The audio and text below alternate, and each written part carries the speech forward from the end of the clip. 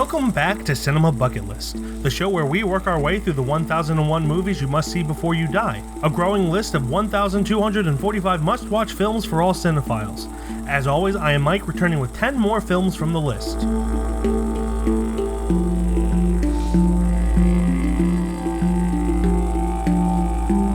Films about the effects of colonialism on natives, aboriginals, and First Nations people are always difficult to watch.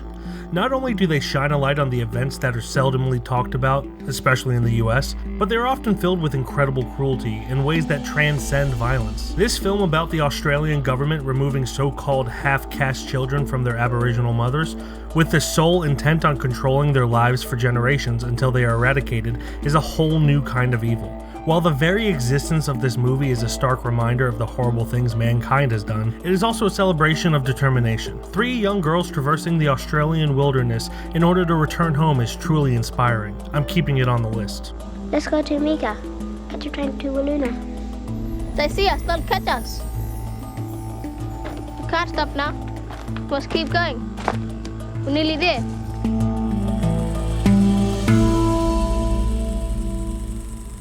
Sometimes I wonder if a film critic just sees that a film is French and then says it's great, so they can keep on being invited to Cannes Film Festival every year. This film is some of the worst acting I've ever seen. My very first short films from high school had better acting. Hell, The Room has better acting. You are tearing me apart, Lisa! So needless to say, I was not surprised when I found out that the lead, Martin LaSalle, had never acted before. He went on to appear in 83 more projects after this, so I can only assume that he got better, but holy hell is he atrocious in this. Sometimes casting non-actors is not a good idea, but that's not even the worst part. It is boring as well. So boring, in fact, that there's a disclaimer at the beginning reminding the viewer that this is not a thriller. I wonder how many bad reviews they got before adding that. The most interesting part of this film is when Michelle, played by LaSalle, goes abroad for a few years, just pickpocketing across Europe. But do we get to see it? No, of course not. We hear about it from a monotone voiceover. That's some A+ filmmaking right there. I think my teachers always said, tell, don't show. I'm removing this from my list. If you want to see a film with an incredible performance from a non-actor, watch Joe, starring Nicolas Cage. In the film, Gary Poulter plays an abusive alcoholic father, consumed by his own self-loathing. His performance is so compelling that he became the main talking point of the film, seeing as he was homeless at the time of being cast. And upon his death, it remained his only role. On top of that, Joe is just a better film overall. Jouez avec moi, vous moquez de moi. Assez. Assez! Ne criez pas. Du calme. I feel like in these first 8 months, we've seen a lot of Paul Newman movies. Hey, he's right. The Hustler is a film that is about exactly what the title implies. A pool shark who hustles people out of money by holding back until the betting stakes are in his favor. It's a solid film for the most part, but admittedly the romantic B-plot that fills the majority of the film had me checking the time a lot. I know what you're thinking, but Mike, why do you hate romance so much? Have you ever felt love? Who hurt you? I'm sorry. The fact is that romance in film is consistently the fakest thing about movies. Romance in real life is more nuanced and less grandiose. Not to mention, romance is often an afterthought in films, either to pad the length or broaden the audience. It usually distracts from the narrative rather than guiding it along. And I thought that was the case for this film until the final 20 minutes. The finale of the film tied everything up neatly and took what seemed to be just another romantic subplot and turned it into the entire point of the picture. It was truly an unexpected surprise in what I thought was going to be a gritty drama about a gambling addict. I'm going to keep it on the list. That's Turgetti, the man who broke your thumbs. Well, he's not gonna break your thumbs. He'll break your heart, your guts. And for the same reason, because he hates you. Because of what you are. Because what you have and he hasn't. Would you get off my back, Cheryl? Once and for all, would you get out? Would you get off my back?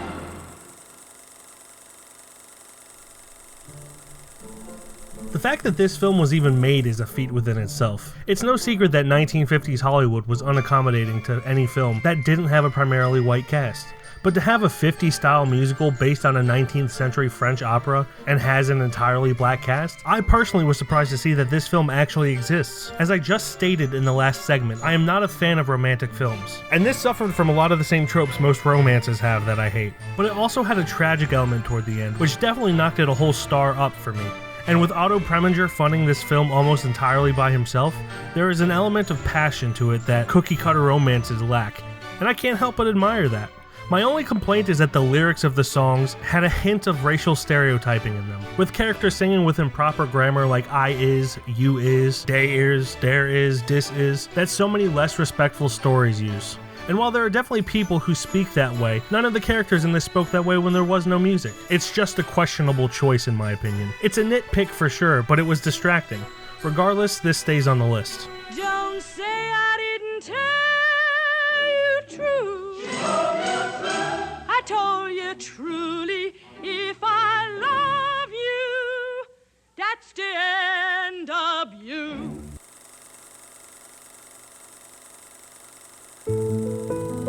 This is actually a Danish miniseries that made its way onto the list.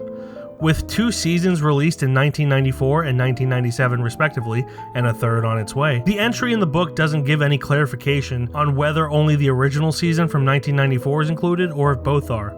So just to be safe, I watched both. I didn't quite know what to make of it during the first season. It had some comedic moments, but overall was just a straightforward horror series. By the second season, Lars von Trier amped up the absurdity and made this a humorous, stark comedy. If you want a 100% cohesive story, you're looking in the wrong place. It's a hilariously chaotic parody of TV hospital dramas that I enjoyed leaps and bounds more than I thought I would. While the entire series is over 9 hours long, it feels incredibly well paced. I'll definitely be seeing the third season once it's released. This stays on the list.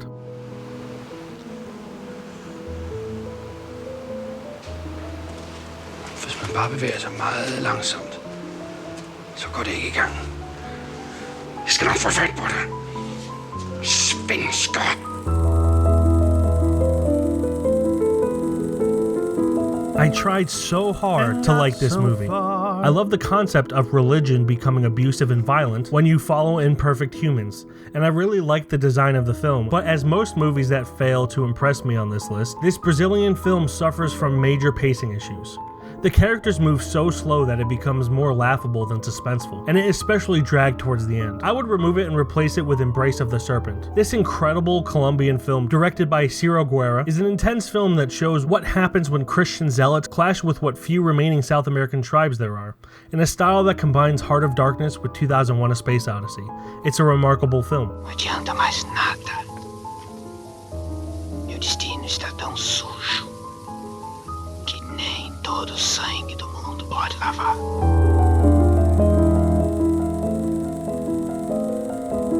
Stanley Kubrick remains one of my all-time favorite directors, but I was still a little skeptical about this.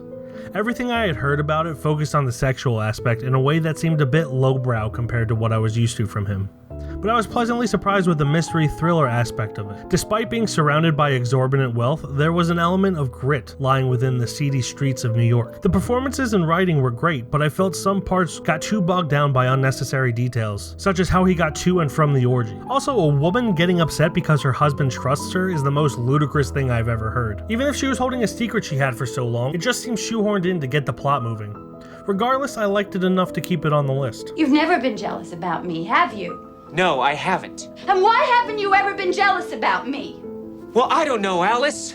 Maybe because you're my wife. Maybe because you're the mother of my child, and I know you would never be unfaithful to me.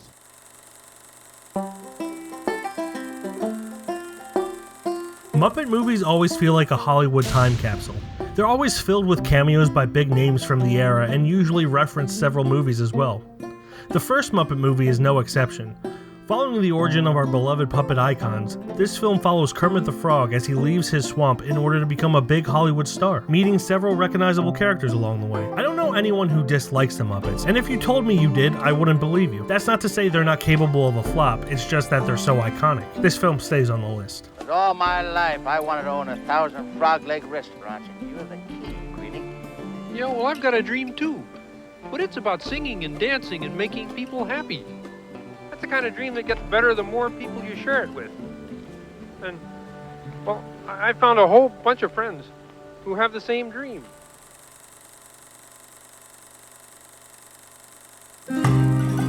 Our second Kar-Wai Wong film in this series. I'm beginning to think he's the only director that can make me interested in a film with romantic themes. This gritty Hong Kong film follows 2 gay men as they find themselves stranded in Argentina after they break up.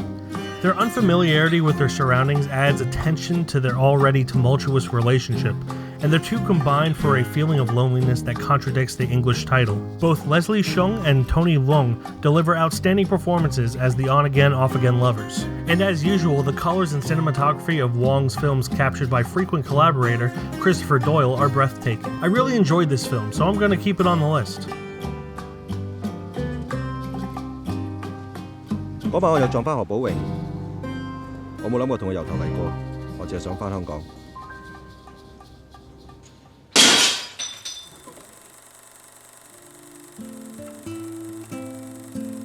This is by far the most stereotypical 1930s film I have ever seen.